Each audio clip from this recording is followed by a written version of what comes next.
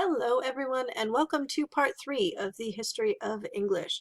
So now we are into Middle English. You'll remember that last time and the time before that we talked about how England was invaded a lot. So we had the Anglo-Saxons coming in with their German, we had the Vikings coming in, and they gave us a bunch of fun words like hack and slash and give and take. Then we had the monks coming in with their Latin, so we put all that together, we end up with Old English, which sounds very Germanic and is inflected, meaning that or is not inflected, so it's based on syntax, word order, as opposed to the ending of the word. So now we're going to throw a monkey wrench in. Of course, we're going to get invaded again, and we're going to create what's called Middle English. So we went from old to middle because we are very, very creative with our names. So here we are, the year is 1066, and this is part 4 of the English invasion, England getting invaded, passive voice. And it's going to be the French this time. So you've got William, and he is William the Conqueror because he conquers England. But before that, he was William of France. And just to give you an idea of how quickly this thing went down, he basically lands at the end of September, and he is crowned king in London by the Christmas Day. So that is a very, very short span of time for England to get invaded completely. Now remember, there's no King of England yet, right? It's all those different kingdoms set up by the Anglo-Saxons, and those kingdoms don't like each other. So when the French first invaded, this kingdom was like, oh crap, but everybody up here was like, oh, look, down south, they're getting invaded, sucks to be them. Oh crap, they're coming. So it was very easy for the French to really sort of steamroll in there and take over. So William gets crowned king. He is the first official king of England in 1066, and there's been a king ever since. Not to ruin your hopes and dreams, but King Arthur's not real. There's maybe an Roman general named Arturius who fought at the Battle of Mount Badon, who might be some of the reason, but think about your King Arthur stories for a minute. They're all written in French by the French invaders, and they're about an English king who loses his queen to a sexy French knight. Like, come on, those are invader stories.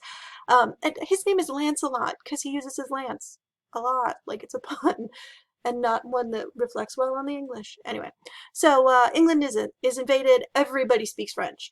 And when I say everybody, I mean everybody. School is in French in England until, late 1400s. The government is all in French. William never learns English. Why would he? He's not going to learn that gutter tongue, the peasant tongue, the words that, the servants are speaking. He doesn't care.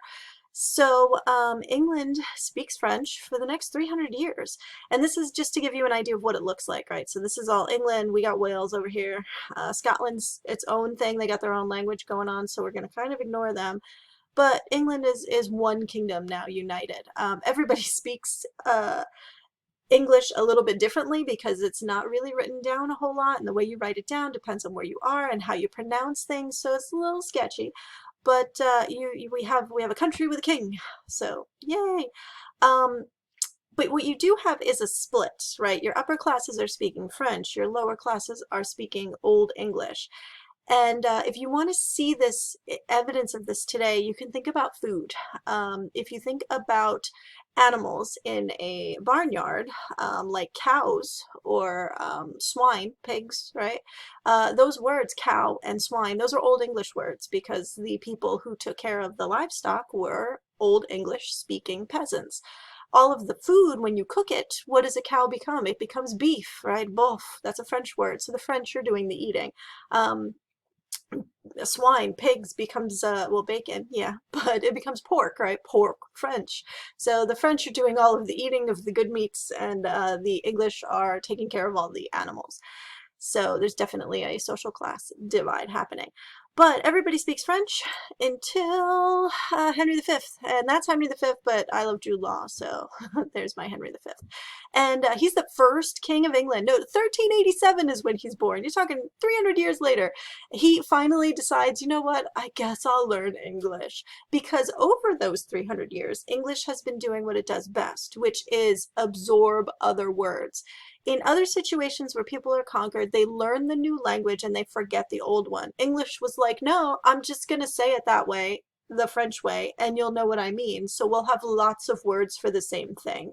So English starts absorbing French words. So Henry V finally learns to speak English as the King of England. And if you look at Middle English, our most famous sort of version that we have available is Chaucer. Chaucer wrote the Canterbury Tales. You might have heard of it. And Chaucer lives around London, so the version of English that he writes down is the London dialect, and that's the one we get because this book is popular and it's copied all over the place, hand copied. So the way that he says it, the way that he spells it, is the way that it is recorded. Other people in other places probably said it differently. But if you look at this, over here on the left, this is your original, right? Loving this handwriting.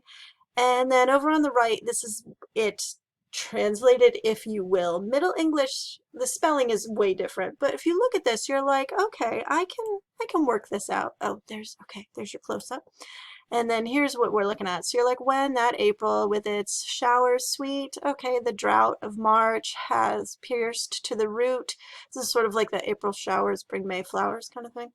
And bathed every vein in sweet liquor, of which virtue engendered is the flower.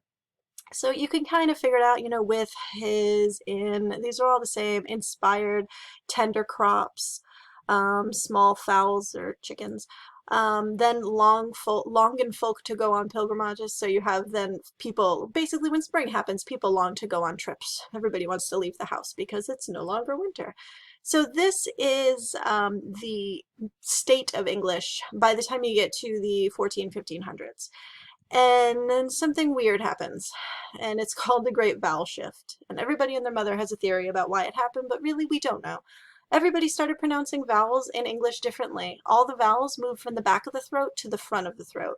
And now that sounds really weird. We'll come back to that in a minute, and I'll ask you to join me in an exercise. But for now, all the vowels changed, and it happened very quickly, within generations. Like your grandfather spoke one way, and you speak a different way. Our alphabet, though, has kind of solidified. Well, you know, relative. If you look at this top line, you're like, yeah, those are the letters. Cool. Oh, that Z. Maybe not. Maybe. All right, these are all good. Good, good, good. Oh my God. So S is a problem. It looks like a F. It's a V. We're going to have lots of issues with that for the time being. Y is a little there. We still have our THs, though now we have two, right? We still have two, but we write them the same way. Just say the thigh, like the top of your leg. The thigh. Those are THs, but you say them totally differently. So that's what those two symbols meant, but we just write TH now. Now, when I talk about this vowel shift, okay. If you were alive during Chaucer's time, you would have read this first line like this. You would have said, "Wan that April with its shoulder swota." So you would swallow your vowels. So now we say, "When that April with its showers sweet." So when I say all your vowels move from the back of your throat to the front of your mouth, right, the front, up by your teeth, just practice. Sing along. Say "wan" and then say "when."